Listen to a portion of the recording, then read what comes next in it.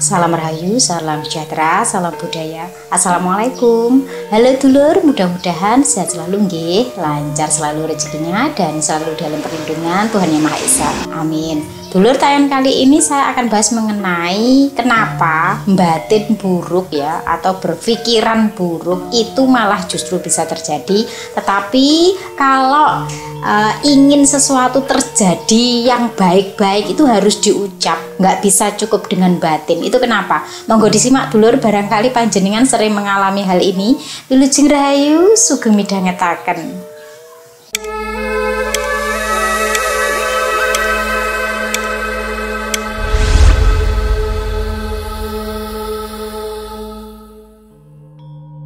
Dulur, mungkin panjenengan pernah nggih kalau batin hal-hal yang buruk itu malah bisa terjadi. Tetapi berbeda kalau batin baik itu belum tentu terjadi. Harus diucap ya.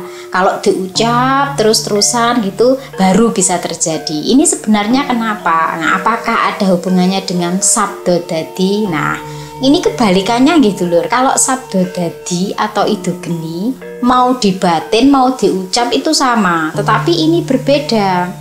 Kalau dibatin buruk bisa kejadian, tapi kalau dibatin baik belum tentu kejadian. Harus disertai ucapan. Ini kenapa? Nah, penjelasannya ada beberapa nggih dulur, yang mana ini berkaitan dengan spiritual dan juga psikologis nggih. Beberapa penjelasannya dulur, itu yang pertama karena emosi negatif itu lebih kuat energinya. Dulur, emosi buruk nggih seperti dengki, cemas, takut atau dendam. Biasanya ini lebih intens dan dalam.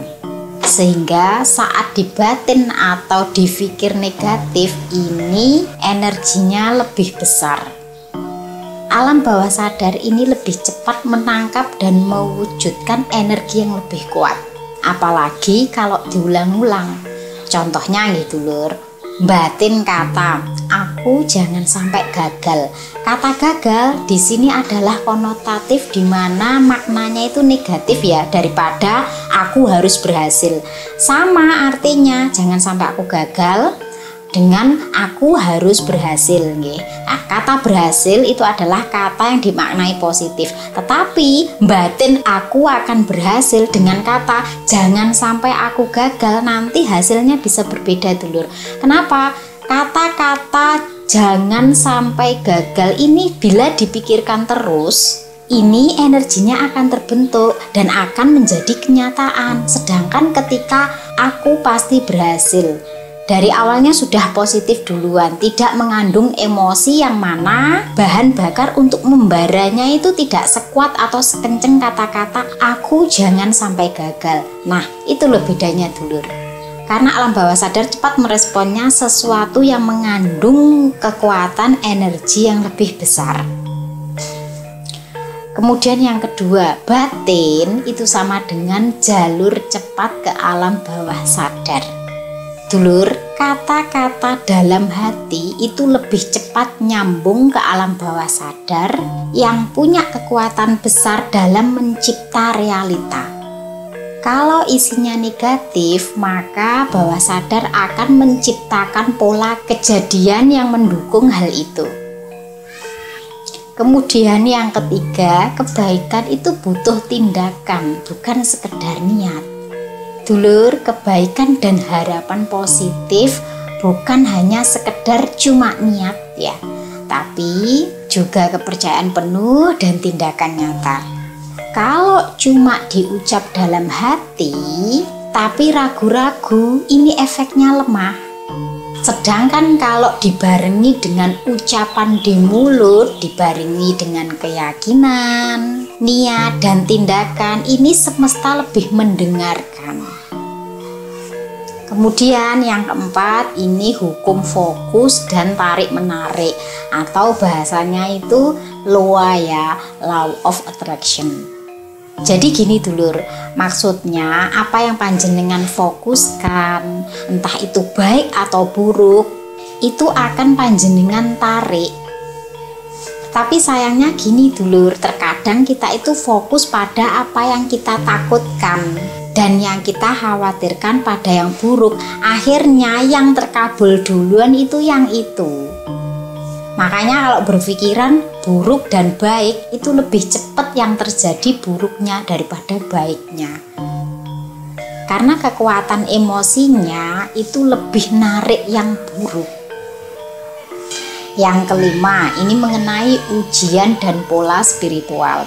Memang ada keyakinan dulur di mana bahwa energi positif itu lebih lambat terjadi karena semesta menguji. Jadi gini ya, apakah kamu itu benar-benar yakin dan pantas menerima ini?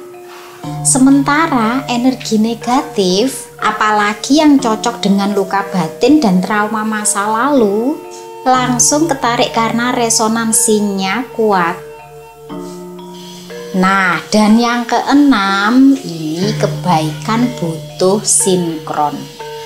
Dulur, supaya hal yang baik itu benar-benar terjadi, maka itu harus seimbang antara pikiran yang positif, hati yang ikhlas, perkataan yang meyakinkan, dan tindakan yang selaras.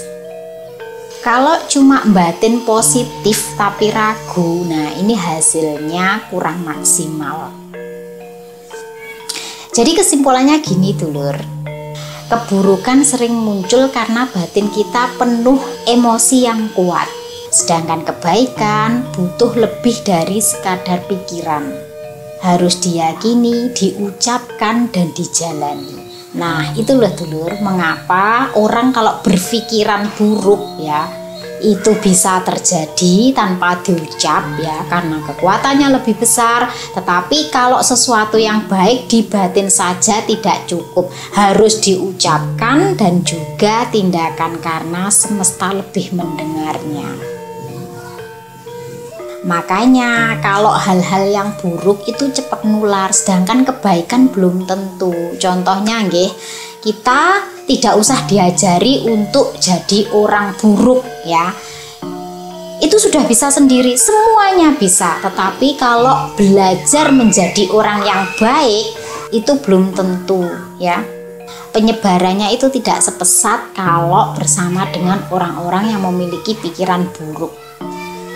Elek kuwi ora usah diwarai, apik kuwi kudu ditelateni ya. Jadi ini tentang kekuatan kata nggih dulur, bukan tentang ilmu kebatinan ya. Semua orang bisa dan semua orang saya percaya pernah mengalaminya. Baik, saya Fitri Ika, salam rahayu.